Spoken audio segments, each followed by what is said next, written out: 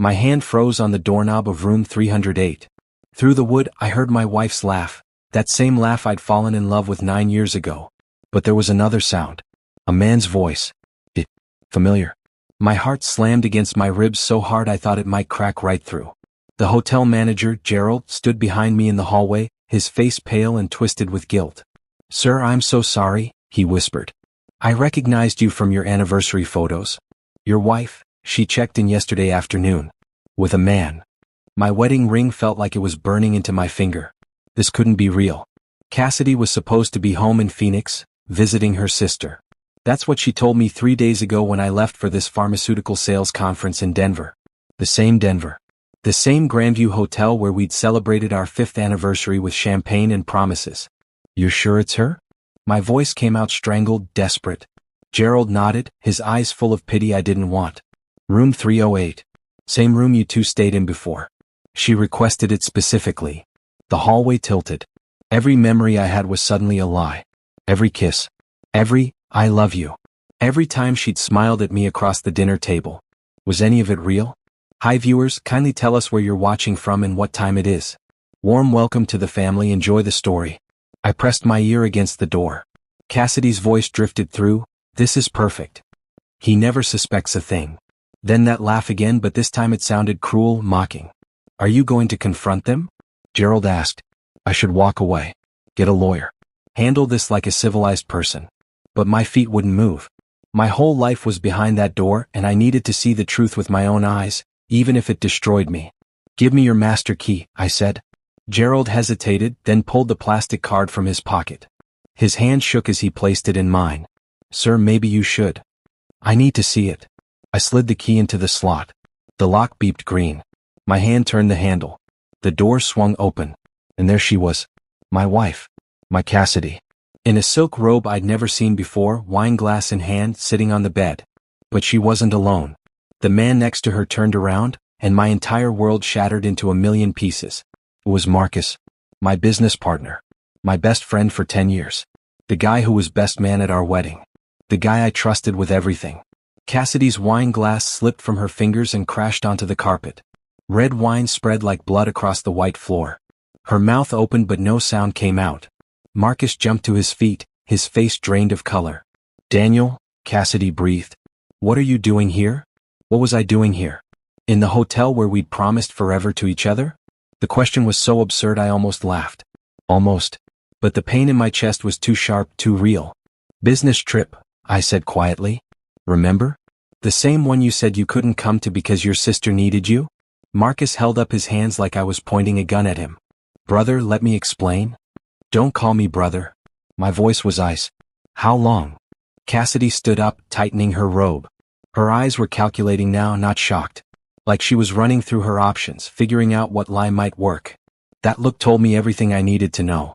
"Daniel, please just listen." "How long?" Marcus and Cassidy exchanged a glance. A glance that held years of secrets. Years of betrayal. Years of me being the fool who worked 60-hour weeks to give her everything she wanted while she... 2 years, Marcus finally said. 2 years.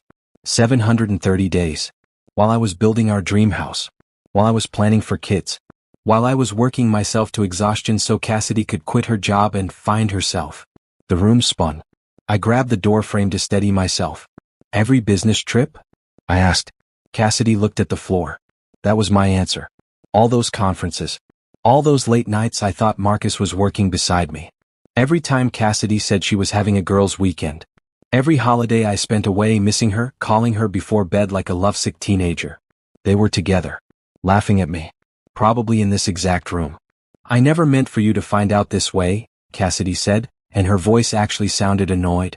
Not sorry. Annoyed. Like I'd interrupted something important. Something inside me went cold and calm. The panic faded. The heartbreak crystallized into something harder, sharper. "Never meant for me to find out," I repeated slowly. "So you just plan to keep lying? For how long, Cassidy? Forever?" She lifted her chin, and I saw a stranger looking back at me. "I was going to tell you. Soon." "When?" She didn't answer. But her eyes flicked to her purse on the nightstand. Without thinking, I walked past both of them and grabbed it. Cassidy lunged forward but Marcus held her back. Inside, underneath her wallet and makeup, I found papers. Legal documents. I pulled them out with shaking hands. Divorce papers. Already filled out. Already signed by her. Dated for next week. My vision blurred. She'd planned this. Every detail. She was going to ambush me, probably take everything, and I would have never known the real reason why. I looked up at my wife, my soon-to-be ex-wife, and saw the truth in her eyes. She smiled. Actually smiled. I never loved you, Daniel. I loved the life you gave me. There's a difference. 8 years earlier, I was 23 and stupid in love. Cassidy Brennan walked into O'Malley's bar in downtown Phoenix wearing a blue dress that matched her eyes, and I knew right then my life was about to change. She was laughing with her girlfriends, tossing her blonde hair over her shoulder, and when she caught me staring, she didn't look away. "You're going to marry her," my buddy Travis said, elbowing me in the ribs. "Shut up," I muttered, but my heart was already racing. I bought her a drink. We talked for 4 hours. She was a dental hygienist with dreams of opening her own practice someday. I was 2 years into pharmaceutical sales, already making decent money, already planning my future. By the end of the night, I had her number. By the end of the month, we were inseparable. Looking back now, standing in this hotel room with divorce papers in my hands, I wondered if any of it was real. Did she ever love me? Or was I always just a paycheck, a means to an end? "Daniel," Marcus said behind me, his voice cracking. "Man, I'm sorry. It just happened." "It just happened?" I turned around slowly. "For 2 years?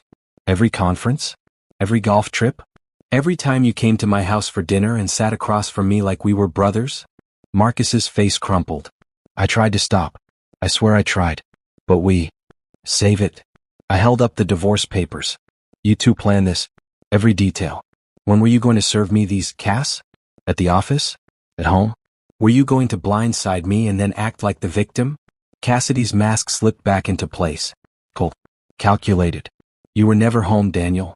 You chose work over me every single time. What did you expect?" The audacity of it stole my breath. She cheated with my best friend for 2 years, planned to divorce me, and somehow this was my fault? "I worked for us," I said quietly.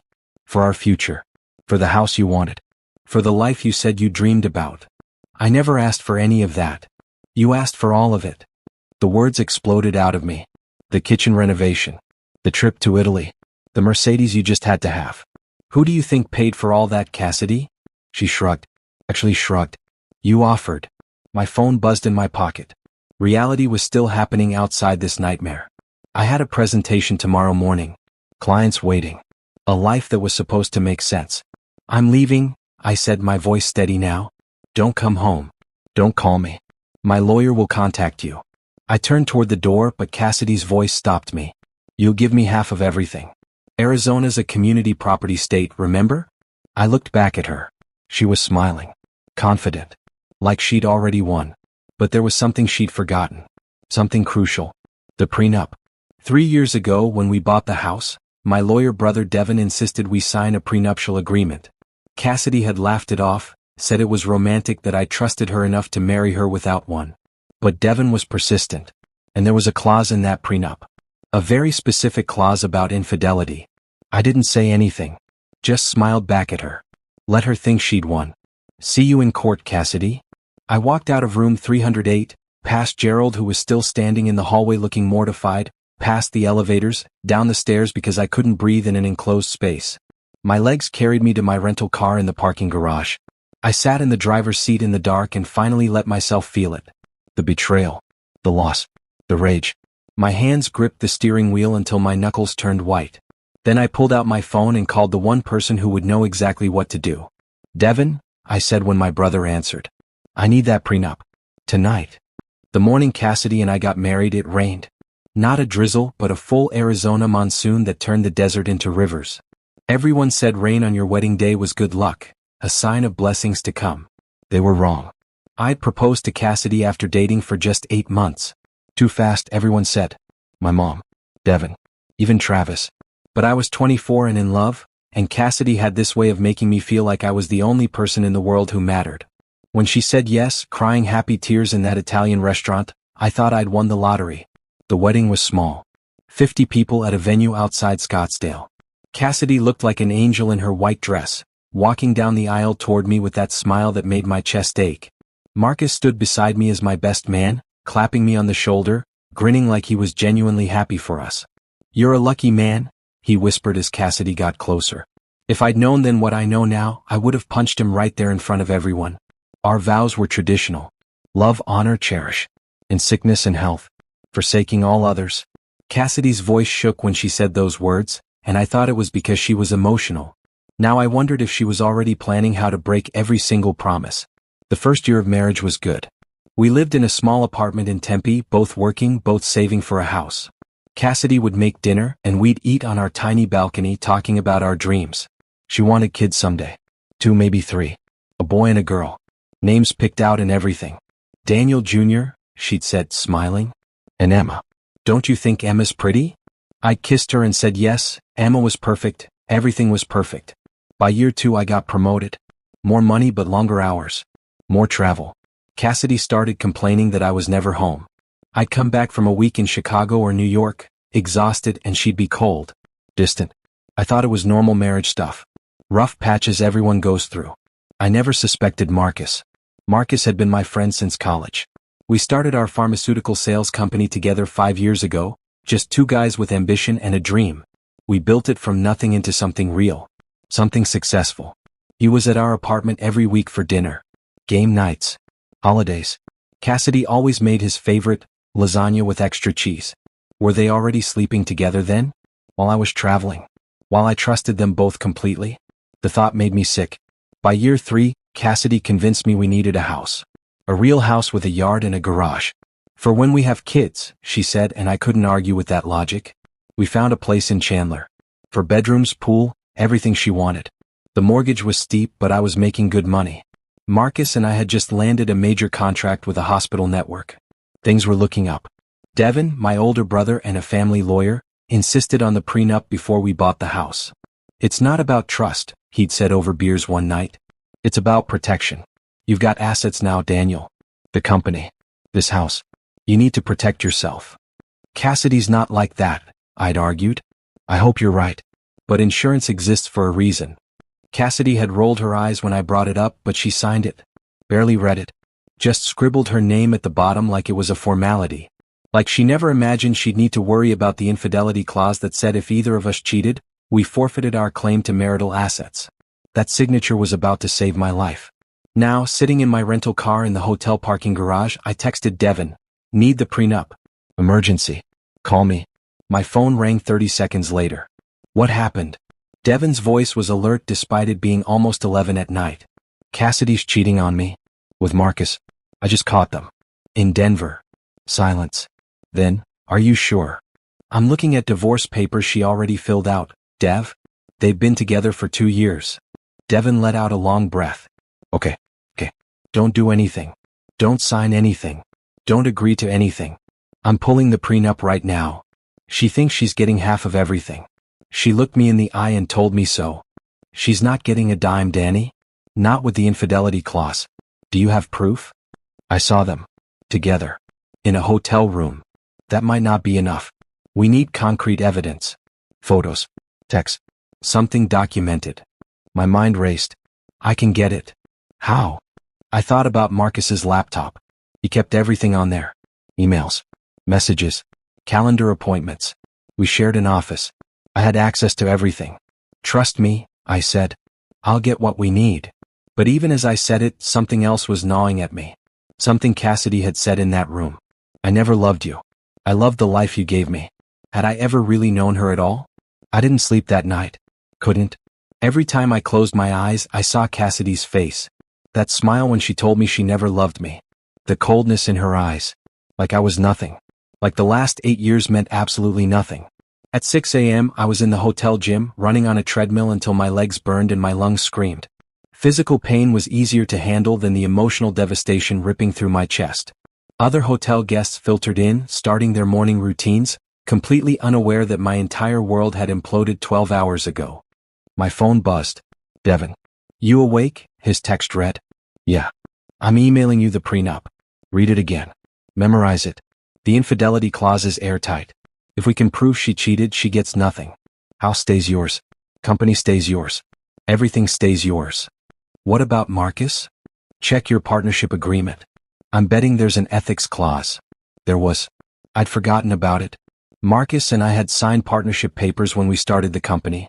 Standard stuff about not engaging in behavior that could damage the business reputation. Sleeping with your business partner's wife definitely qualified.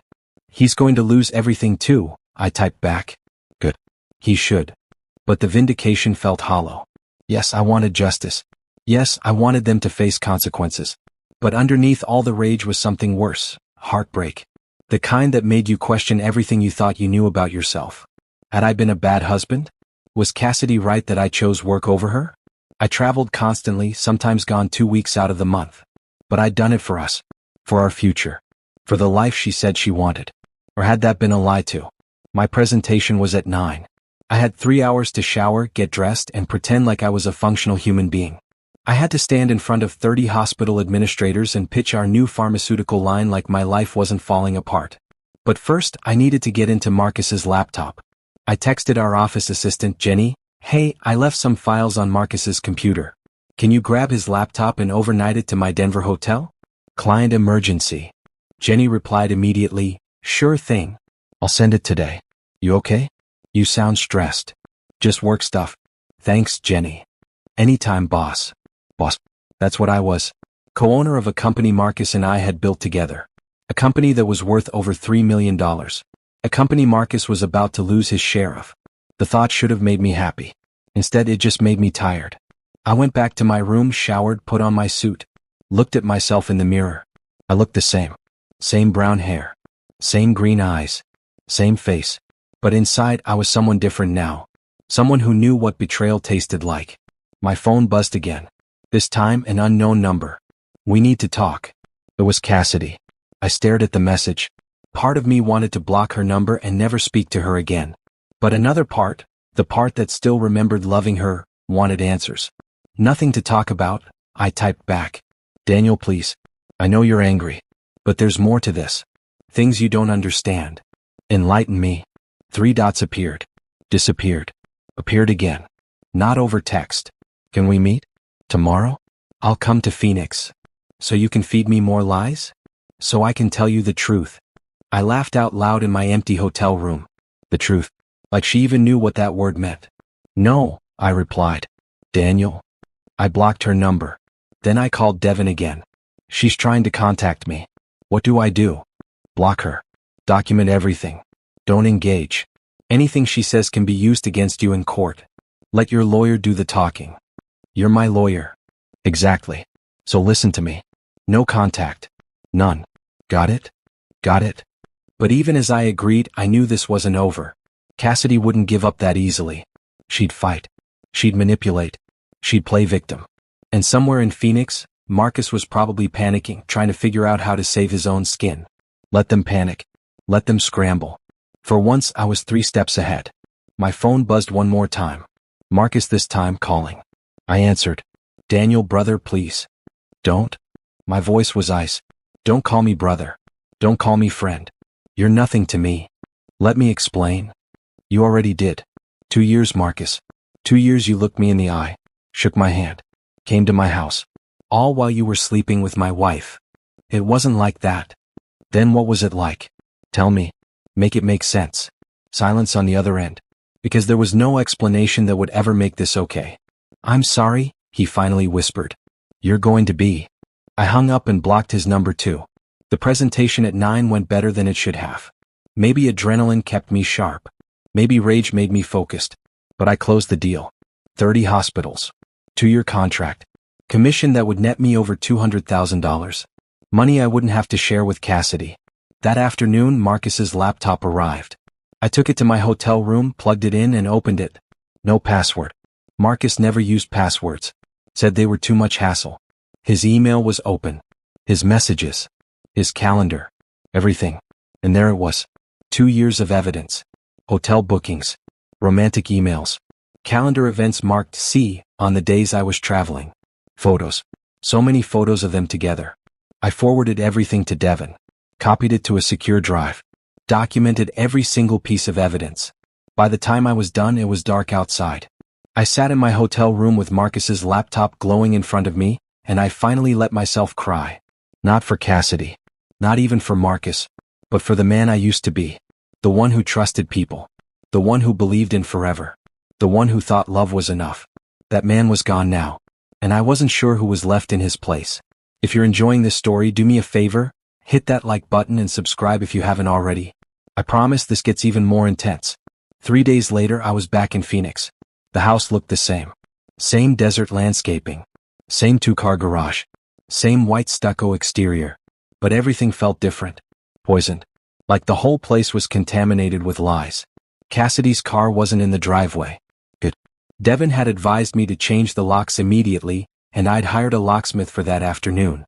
But first, I needed to get my important documents. Passport. Birth certificate. Financial records. Everything that proved my life existed before her. I unlocked the front door and stepped inside. The house was silent. Eerily silent. No TV. No music. No signs of life. Then I saw it. The living room was trashed. Not violently, but methodically. Drawers pulled open. Papers scattered.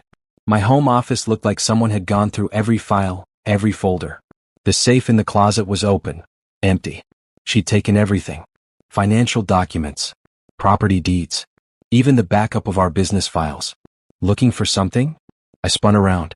Cassidy stood in the hallway, arms crossed, looking smug. "What are you doing here?" I demanded. "I told you not to come back." "It's my house too, Daniel. Or did you forget?" "Not for long." She smiled. That same cold smile from the hotel room. "We'll see about that. My lawyer says I'm entitled to half of everything. The house, the business, your pension. All of it. Your lawyer is wrong." "Am I?" She stepped closer. "You think that little prenup is going to protect you?" "My lawyer says we can challenge it."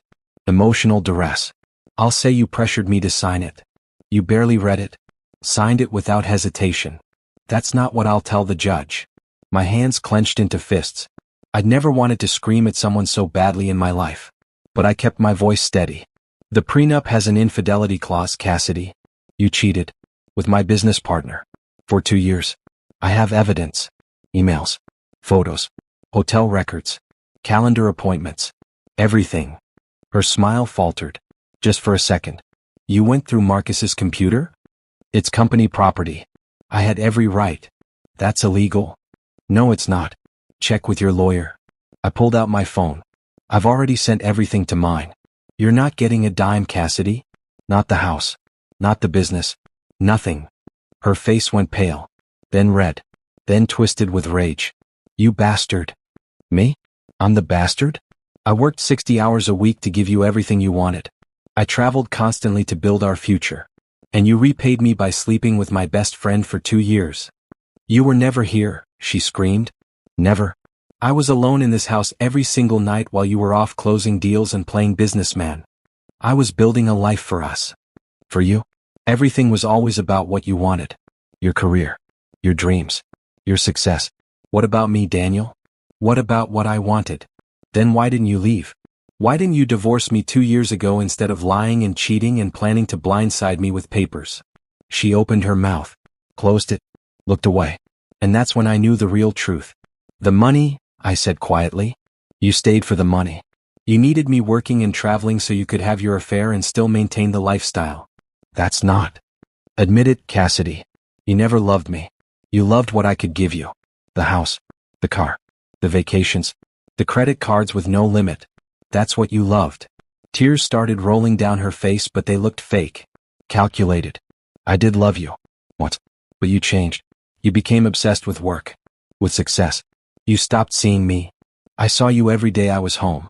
I called you every night I was gone. I sent you flowers every month. Took you to dinner every weekend I wasn't traveling. What more did you want from me? I wanted you to choose me." Her voice cracked. "Just once, I wanted you to choose me over a business deal. Over a client. Over Marcus and that stupid company. I chose you every day for 8 years. And you thanked me by destroying everything." The fight drained out of her. She sank onto the couch, crying into her hands. Real tears this time. But I felt nothing. No sympathy. No regret.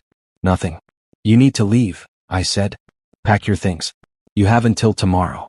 After that, the locks are changed." "Where am I supposed to go?" "Call Marcus. Or your sister. Or your mother. I don't care. But you can't stay here." She looked up at me with red, puffy eyes. Daniel, please. Can't we talk about this? Figure something out? There's nothing to figure out. It's over, Cassidy. You made sure of that. But the house is mine. According to the prenup, you forfeit your claim due to adultery. That's not fair. The audacity of that statement almost made me laugh. Fair? You want to talk about fair? Let me tell you what's not fair. Finding out your wife of 8 years has been cheating on you with your best friend. Finding divorce papers she planned to ambush you with. Finding out she never actually loved you. I'm sorry, she whispered. No, you're not. You're sorry you got caught. There's a difference. I walked past her toward the bedroom. Started throwing my clothes into a suitcase. I'd stay at a hotel until this was finalized. No way was I sleeping in a bed I'd shared with her. Cassidy appeared in the doorway. What about Marcus? What about him? Are you going to destroy him too? I stopped packing and looked at her. Is that what you're worried about? Marcus? Even now? He's a good man, Daniel. He made a mistake. A 2-year mistake? Come on, Cassidy. He loves me. And there it was. The real truth. She didn't care about me or the marriage or anything we'd built. She cared about Marcus. Then you two deserve each other, I said. But he's going to lose his share of the company. Partnership ethics violation. It's in our contract. Her eyes went wide. You can't do that. I already did. Board meeting is scheduled for Monday. Marcus is out. But that company is all he has. Should have thought about that before he slept with his partner's wife. She started crying again, but this time I didn't even look at her. Just kept packing. My toothbrush. My shoes. My watch collection. Everything that mattered. When I was done, I grabbed my suitcase and walked toward the door. Daniel, wait. I turned around one last time. Devin will send you the divorce papers. Don't fight them. Sign them. Move on with your life. And stay away from me. But what if? There's no what if, Cassidy. We're done. You made your choice. Now live with it. I walked out of the house and didn't look back. Behind me, I heard her crying, screaming my name, begging me to come back. But I kept walking. Because for the first time in 8 years, I was finally putting myself first. And it felt like freedom. Marcus called 47 times in 3 days. I counted. Each voicemail was more desperate than the last. First came the apologies. Then the explanations. Then the begging. Finally, threats about how I couldn't just destroy his life without consequences. I deleted every single one without listening past the first 10 seconds. Devin scheduled the emergency board meeting for Monday morning at 9. Our company had 5 board members, me, Marcus, and 3 independent investors who'd backed us during our startup phase. Good people. Honest people. People who valued integrity. Sunday night I couldn't sleep. Not because I felt guilty, but because tomorrow would make everything real. Tomorrow Marcus would lose everything he'd worked for. And part of me, a small, stupid part, still remembered the guy who'd been my friend. The guy who'd helped me move into my first apartment. The guy who'd stayed up all night with me when we were drafting our first business proposal. That guy was dead now. Killed by the man who'd betrayed me. At 8:45 a.m., I walked into our office building. Jenny looked up from reception, her face worried. Daniel, are you okay? I heard. She stopped herself. Never mind. It's not my business. It's fine, Jenny. Everyone's going to know soon enough anyway. Marcus is already in the conference room. He looks terrible. Good. He should look terrible. I walked past the cubicles where our sales team worked.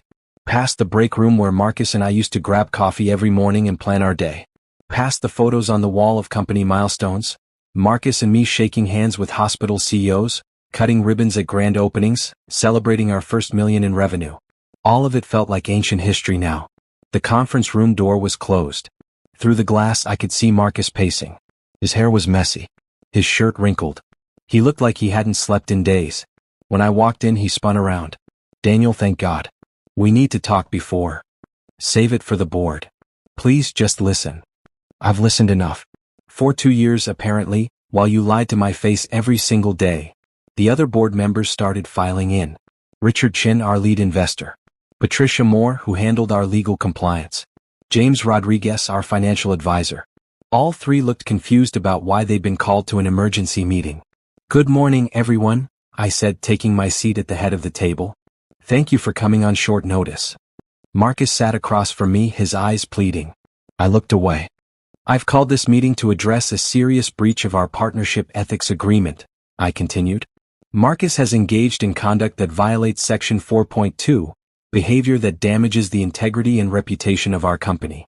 Patricia leaned forward. What kind of conduct? Marcus has been having an affair with my wife for the past 2 years. The room went silent. Richard's mouth actually dropped open. James looked between Marcus and me like he couldn't process what he'd just heard. Is this true? Patricia asked Marcus. Marcus's face crumbled. It's not, it's complicated. Yes or no, Marcus, I said quietly. Did you have an affair with Cassidy? He looked at the table. Yes. For 2 years. Yes. While we were business partners. While you came to my house for dinner? While we traveled together and I trusted you completely? Daniel? Answer the question. Yes. His voice was barely a whisper. Patricia pulled out her laptop and started typing. Section 4.2 states that any partner who engages in behavior that could reasonably damage the company's reputation or the trust between partners will forfeit their partnership stake. The remaining partners can vote to remove them. I'm calling for a vote, I said. Marcus stood up abruptly. You can't do this. I built this company with you. I have just as much right. You forfeited your rights when you slept with my wife. My voice echoed off the conference room walls. For 2 years, Marcus. 2 years you betrayed me in every possible way. And now you want to talk about rights. I made a mistake. A mistake is forgetting to file paperwork. A mistake is missing a meeting. This was a choice. Hundreds of choices. Every time you booked a hotel room. Every time you lied to my face. Every time you sat across from me and pretended to be my friend. The other board members looked uncomfortable. This was personal. Messy. Exactly what everyone wanted to avoid in business. But business was personal when your partner destroyed your life. All in favor of removing Marcus from his partnership position? I asked. Richard raised his hand. Then Patricia. Then James. Marcus slumped back into his chair. You're really doing this. You did this. Not me. What am I supposed to do now? This company is everything I have. You should have thought about that before. Patricia cleared her throat. Marcus, you'll need to surrender your company laptop, access cards, and any proprietary materials. You have 30 days to remove your personal items from your office. After that, we'll arrange a buyout of your partnership stake at fair market value. Fair market value? Marcus laughed bitterly. Which is nothing because you'll structure it that way. We'll follow the partnership agreement, I said. Same one you signed 5 years ago. The one that protects the company in cases like this. Marcus stood up, his chair scraping loudly against the floor. He stared at me with red, angry eyes. I hope you're happy, Daniel. You got your revenge. Feel better now? No, I said honestly. I feel nothing. And that was the truth. I thought I'd feel vindicated. Powerful. Something. But watching Marcus walk out of that conference room with his head down, I just felt empty. The other board members left quickly after that, mumbling sympathetic condolences. Devin had warned me this would happen. People wouldn't know how to act around me. Wouldn't know what to say. I sat alone in the conference room for a long time, staring at the city skyline through the floor-to-ceiling windows. Phoenix stretched out below me, alive and moving forward while my life felt frozen in this moment of destruction. My phone buzzed. A text from an unknown number. He's devastated. I hope you're proud of yourself. Cassidy. She'd gotten a new number. I blocked it immediately. But the message stayed in my head. She thought I was the villain in this story. Like I'd done something wrong by refusing to be a doormat. That evening I met Devin at his office. He had the final divorce papers ready. She's going to fight this, he said, sliding the documents across his desk. Her lawyer already called. They're claiming emotional distress and arguing the prenup is invalid. Can they win? No. Not with the evidence you have. But they can drag it out. Make it expensive. Make it painful. Let them try. Devin studied me carefully. How are you holding up? And don't say fine. I'm your brother. I can tell you're not fine. I leaned back in the chair and closed my eyes. I keep thinking about all the signs I missed. All the time she said she was going somewhere and I just believed her. All the nights Marcus said he was working late. How did I not see it? Because you trusted them. That's not a character flaw, Danny. Feels like one. It's not. They're the ones who failed. Not you. But it didn't feel that way. It felt like I'd failed at everything, at being a husband, at being a friend, at reading people I thought I knew. The house closes next week, Devin continued. Cassidy has to be out by Friday. If she's not, we can have the sheriff remove her. It won't come to that. She knows she lost. But even as I said it, I wondered if that was true. Cassidy had proven she was willing to lie, cheat, and manipulate to get what she wanted. Who knew what she'd do when she had nothing left to lose? That night I drove past the house. Just to see. Cassidy's car was in the driveway along with a moving truck. She was actually leaving. Part of me wanted to stop. To go inside and ask her why. Why wasn't I enough? Why did she have to destroy everything? But I kept driving. Because some questions don't have answers worth hearing. And some people don't deserve the closure they're asking for. Friday came faster than I expected. The day Cassidy had to be out of the house. Devin advised me to stay away, let the process happen without me there. But I couldn't.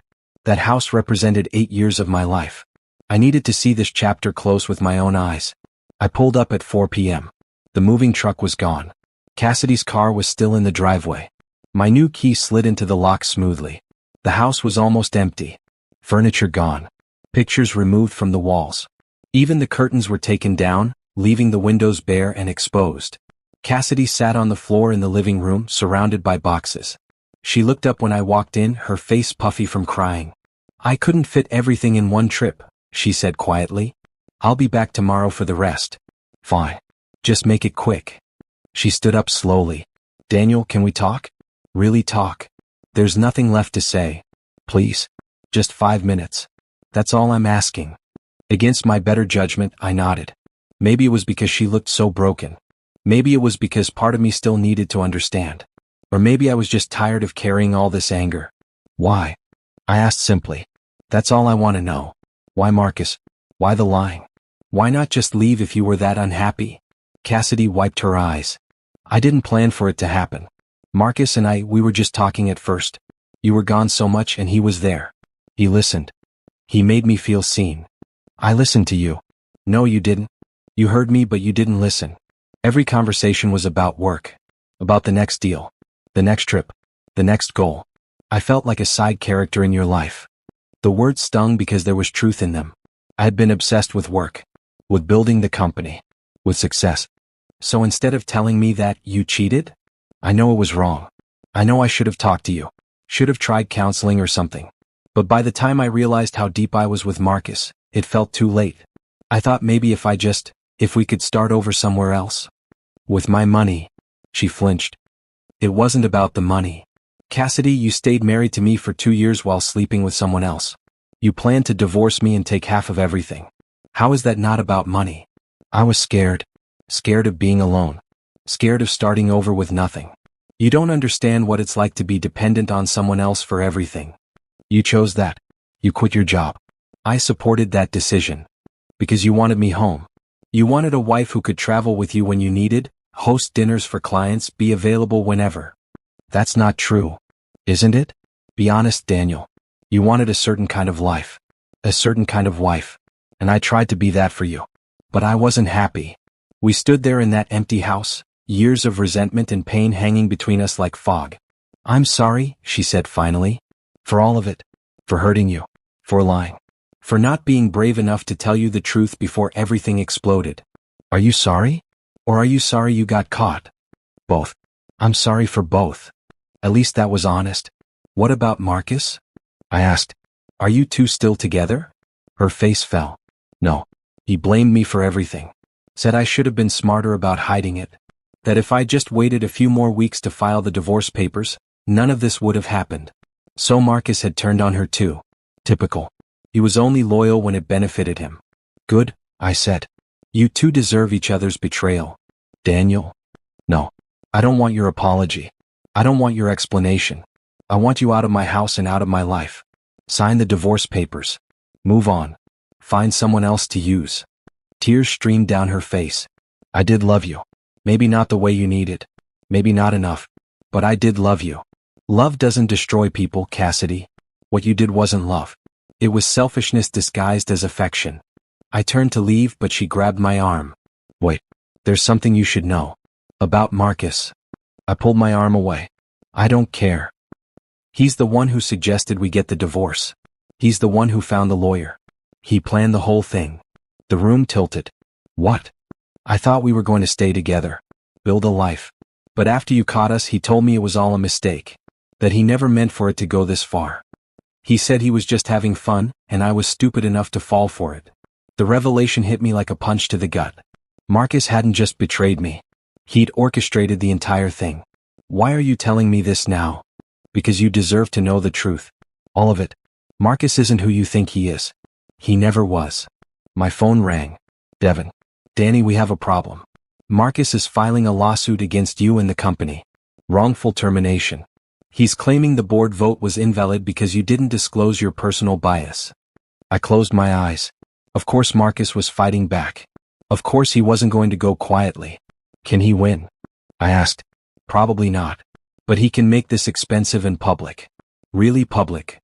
Do what you need to do. I hung up and looked at Cassidy. She was watching me with something that might have been pity. He's suing you, she said. It wasn't a question. Apparently. I'm sorry. Stop apologizing. It doesn't change anything. I walked out of the house without looking back. Behind me I heard Cassidy crying. Heard her calling my name. But I didn't stop. Because some people will never understand the damage they cause. They'll apologize and cry and make excuses, but they'll never truly get it. And I was done trying to make them understand. I drove to Devin's office. He had Marcus's lawsuit pulled up on his computer screen. He's claiming emotional distress, loss of income, and defamation of character, Devin explained. Says you orchestrated his removal from the company as revenge and not because of legitimate business concerns. That's insane. It's also unprovable. We have the partnership agreement. We have the ethics violation. We have 3 independent board members who voted to remove him. His case is weak. So why file it? To hurt you. To drain your resources. To make you settle just to make it go away. I leaned back in the chair. I'm not settling. Good. Because we're going to destroy him in court. But as Devin outlined our legal strategy, I felt something shift inside me. I didn't want to destroy Marcus. I didn't want revenge. I just wanted peace. I wanted to move on with my life and forget both of them ever existed. Was that even possible? After everything they'd done? After all the lies and betrayal? I didn't know. But I was about to find out. The lawsuit dragged on for 3 months. 3 months of depositions and legal meetings and watching lawyers argue about what constituted an ethics violation. 3 months of my life and Marcus's life being dissected in court documents for strangers to judge. The media got hold of the story. Local business reporters loved it. 2 successful entrepreneurs destroying each other over a woman. The headlines were brutal. Pharmaceutical partners split over affair. Business dreams shattered by betrayal. From riches to court, the fall of a Phoenix success story. Our company took a hit. Clients got nervous. Some contracts were put on hold. Our stock price, we'd gone public 2 years ago, dropped 15%. But through it all I kept working. Kept showing up. Kept closing deals and managing accounts and proving that one man's betrayal wasn't going to destroy everything we'd built. Jenny, our receptionist, became my unofficial therapist. You're handling this better than I would, she said one afternoon, bringing me coffee. If my husband and best friend did that to me, I'd lose my mind. Who says I haven't? I joked, but she didn't laugh. I'm serious, Daniel. You're stronger than you think. A lot of people would have fallen apart by now. Maybe I had fallen apart. Maybe I was just good at hiding it. Because every night, alone in my apartment, I felt the cracks. The loneliness. The anger that wouldn't quite go away no matter how many times I told myself to let it go. Devin kept pushing me to date. You need to move on, he said. Show Cassidy and Marcus that they didn't break you. I'm not ready. You'll never be ready if you don't try. So I tried. Downloaded dating apps. Went on a few dates. Met some nice women. But every time I found myself comparing them to Cassidy. Looking for red flags. Waiting for the betrayal I knew was coming. It wasn't fair to them. It wasn't fair to me. One evening, I was at a coffee shop working on a presentation when a woman sat down at the table next to mine. She had dark hair pulled back in a ponytail, glasses, and a book in her hand, To Kill a Mockingbird. Good book, I said without thinking. She looked up and smiled. The best. I reread it every year. What do you love about it? Atticus Finch. The way he stands up for what's right even when the whole town is against him. That kind of integrity is rare. We talked for 2 hours. Her name was Nora. She was a 3rd-grade teacher at an elementary school in Tempe. She was divorced too. Her ex-husband had been emotionally abusive, and she'd finally found the courage to leave 3 years ago. Do you ever wonder if you'll trust someone again? She asked. Every day. Me too. But I think we have to try. Otherwise they win. The people who hurt us get to define the rest of our lives. Something about the way she said it resonated deep in my chest. She was right. I'd been letting Cassidy and Marcus control my future by holding on to the pain they'd caused in my past. Can I get your number? I asked. She smiled. I thought you'd never ask. We started seeing each other. Nothing serious at first. Coffee dates. Walks in the park. Long conversations about books and teaching and pharmaceutical sales and life. She made me laugh. Made me feel normal again. But I was still guarded. Still waiting for the other shoe to drop. One night, about 6 weeks into dating, Nora asked me directly, "Are you ever going to trust me?" We were at dinner and the question caught me off guard. "I'm trying," I said. "Trying isn't good enough, Daniel. Either you're in this or you're not. I can't compete with your ex-wife's ghost." "You're not competing? Then why do you flinch every time I reach for your phone? Why do you check my social media to see if I'm lying about where I am? Why do you question everything I say like I'm trying to deceive you?" Because that's what Cassidy did. That's what Marcus did. That's what everyone eventually does.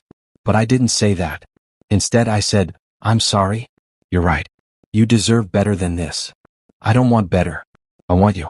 The real you. Not the version that's still protecting himself from someone who isn't even in your life anymore." Tears stung my eyes. When was the last time I'd cried? Not since that night in the hotel room months ago. "I don't know how to let it go," I admitted. "Yes, you do. You choose to. Every day. Every moment. You choose to trust again. Even when it's scary."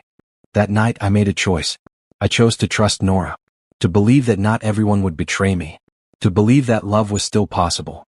It was the hardest thing I'd ever done. But it was also the most liberating. The lawsuit with Marcus finally went to trial. The judge ruled in my favor. Partnership agreement was valid, ethics violation was legitimate, removal was justified.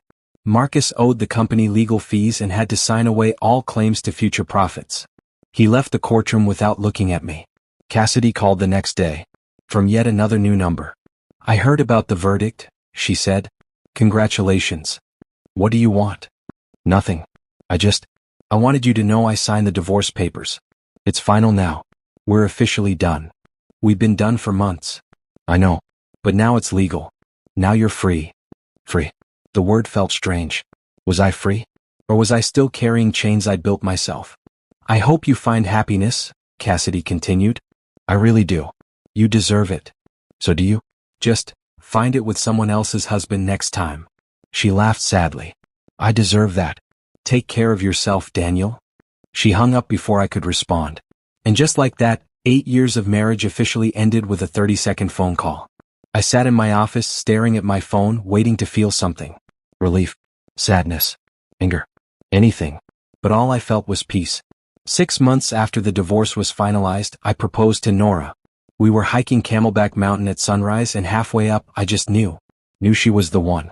Knew I wanted to spend my life with someone who saw me, really saw me and chose me anyway. She said yes before I even finished asking. The wedding was small. Just family and close friends.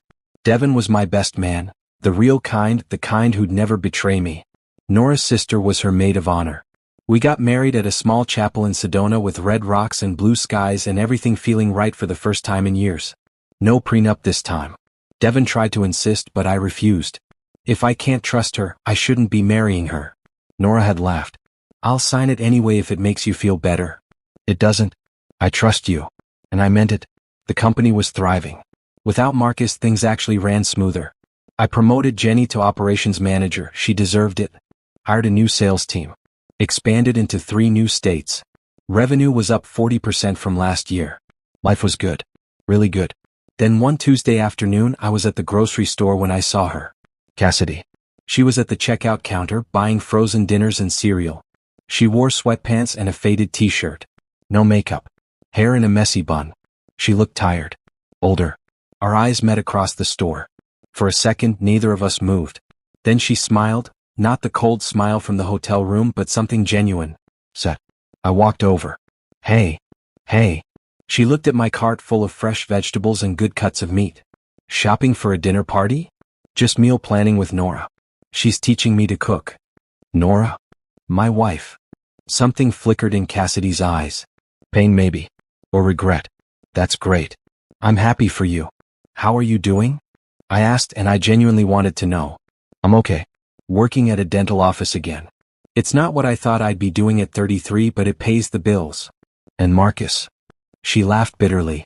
Marcus married his secretary 6 months ago. Got her pregnant immediately. Funny how he always said he didn't want kids. The news should have made me angry. Should have proven how much they'd both lied. But instead, I just felt sorry for her. I'm sorry, I said. Don't be. I made my choices. Now I'm living with them. She looked at me carefully. Do you ever think about what might have been different? If I'd been honest from the start. Every day. For a while. But not anymore. Because of Nora? Because I realized something. You and Marcus didn't break me. You broke us. But I'm not the same person I was then. I'm better now. Stronger. More aware of what I actually want in life. Cassidy's eyes filled with tears. I really did love you, Daniel. Maybe not the right way. Maybe not enough. But I did. I know. And I forgive you. The words surprised me as much as they surprised her. But they were true. Somewhere along the way, I'd let go of the anger. Let go of the resentment.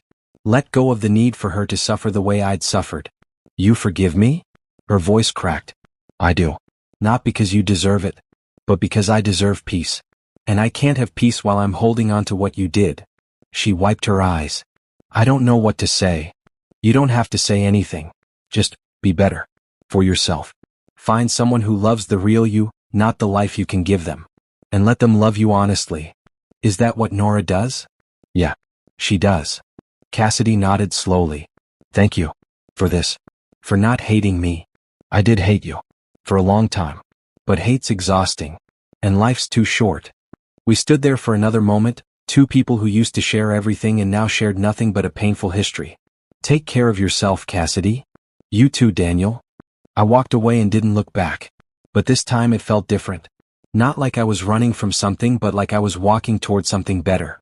That night, I told Nora about the encounter. How do you feel? She asked. Honestly? Free. Really free. Like I finally closed a door that's been cracked open for too long. She kissed me. I'm proud of you. For what? For choosing forgiveness over bitterness. That's not easy. It wasn't. It was the hardest thing I'd ever done. Harder than divorcing her. Harder than removing Marcus. Harder than rebuilding my life. But it was also the most powerful. Because forgiveness wasn't about letting them off the hook. It was about freeing myself from the hook they'd caught me on. A few weeks later, Devin called me. Remember Marcus's lawsuit? Yeah. What about it? He just filed for bankruptcy. Lost everything in bad investments. His new wife left him. He's trying to get his old job back. The old me would have celebrated. Would have felt vindicated. Would have wanted to rub it in his face. But the new me just felt sad. Don't tell me if he reaches out, I said. I don't need to know. You're not even curious? No. Whatever happens to him is between him and the universe. I'm done carrying his story. Devin laughed. You've changed, little brother. For the better, I hope. Definitely for the better. That weekend, Nora and I found out she was pregnant. We'd been trying for a few months, and seeing those 2 lines on the test made everything else fade away. I was going to be a father. I was going to get a second chance at building a family. A real family. Based on honesty and trust and actual love. What do you want to name them? Nora asked, her hand on her still flat stomach. If it's a girl, Grace. Because that's what this feels like, Grace. And if it's a boy? I don't know. Something strong. Something that means new beginning. Phoenix, she said suddenly. We're in Phoenix. You rebuilt your life here. Phoenix rises from the ashes. I kissed her. Phoenix it is. Our daughter Grace was born on a Tuesday morning in April. 7 pounds, 3 ounces with Nora's dark hair and my green eyes. When they placed her in my arms, I cried like a baby myself. This was what I'd been waiting for. This was what all the pain and betrayal had been leading to. Not because it justified what happened, but because it showed me I could survive anything and still find joy on the other side.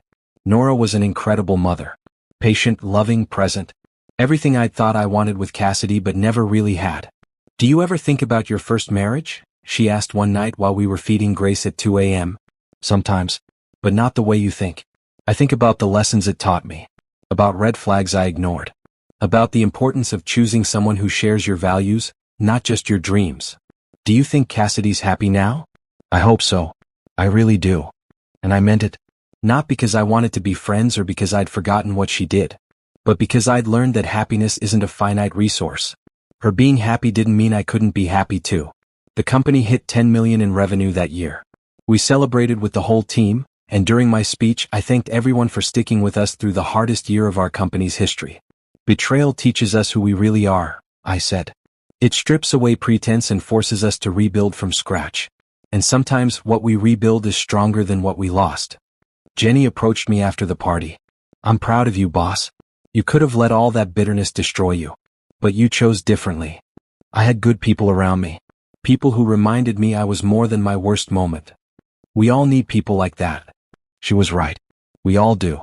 A few years later, I was at the park with Grace. She was 3 now, running around the playground with endless energy, when a familiar figure sat down on the bench next to me. Marcus. He looked rough. Older. Tired. Like life had beaten him down and left him empty. Before you say anything, he started, I'm not here to ask for anything. I wanted to apologize. Really apologize. Not the fake stuff I said in court or in those voicemails, but a real apology. I watched Grace on the swings. Okay. I was selfish. And jealous. You had everything, the perfect wife, the perfect life, the perfect career. And I wanted it. So I took what I could. I justified it by telling myself you didn't appreciate Cassidy. That you worked too much. That she deserved better. But the truth is, I was just a coward who wanted what wasn't mine. Why are you telling me this now? Because I have a daughter now too. She's 6 months old. And when I look at her, all I can think about is what kind of man I want to be for her. And right now I'm not that man. I need to make things right. Starting with you. Grace ran over, breathless and grinning. Daddy pushed me on the swings. 1 second, sweetheart. I looked at Marcus. I forgave you a long time ago. Not because you deserved it, but because I needed to move on. But forgiveness doesn't mean trust. It doesn't mean friendship. It means I'm not carrying your mistakes anymore. That's all. I understand. And thank you. For not letting what I did destroy you. It almost did. But I chose differently. Marcus nodded, stood up, and walked away. I never saw him again. That night, tucking Grace into bed, she asked me a question that stopped my heart. Daddy, what's the most important thing in the whole world? I thought about everything I'd been through. The betrayal. The divorce. The lawsuit. The pain. The rebuilding. The healing. Love, I said finally. But not just any love. The kind that's honest and patient and real. The kind that doesn't hurt you. The kind that makes you better, not bitter. Like you and Mommy? Exactly like me and Mommy. She smiled and closed her eyes, satisfied with that answer. I walked downstairs where Nora was reading on the couch. She looked up and smiled, that same smile that had captured my heart in a coffee shop years ago. Everything okay? She asked. Everything's perfect. And it was. Not because my life was easy or because I'd forgotten the past. But because I'd learned the most important lesson betrayal can teach. You don't heal by getting revenge. You don't find peace by making others suffer. You find freedom by choosing to let go. Cassidy had taught me what love wasn't. Nora taught me what love was. Marcus had taught me who not to trust. Devin taught me who to trust. And Grace, sweet, innocent Grace, taught me that the future is always brighter than the past if you're willing to walk toward it with an open heart. The hotel manager had knocked on my door that night and shattered my world. But sometimes things need to break before they can be rebuilt into something stronger. Sometimes betrayal is just the universe clearing space for something better. Sometimes the worst thing that ever happens to you leads to the best thing that ever happens to you. You just have to survive long enough to see it. And I did. If this story resonated with you, I'd love to hear your thoughts in the comments below. Have you experienced betrayal? How did you heal? What lessons did life teach you? Share your story, you never know who might need to hear it. Your experience could inspire someone who's going through their own darkness right now. And please don't forget to subscribe and turn on notifications so you never miss another story. I read every single comment and your support means the world to me. We're building a community here of people who believe in second chances, in healing, in choosing better even when life gives us the worst. Thank you for being part of this journey.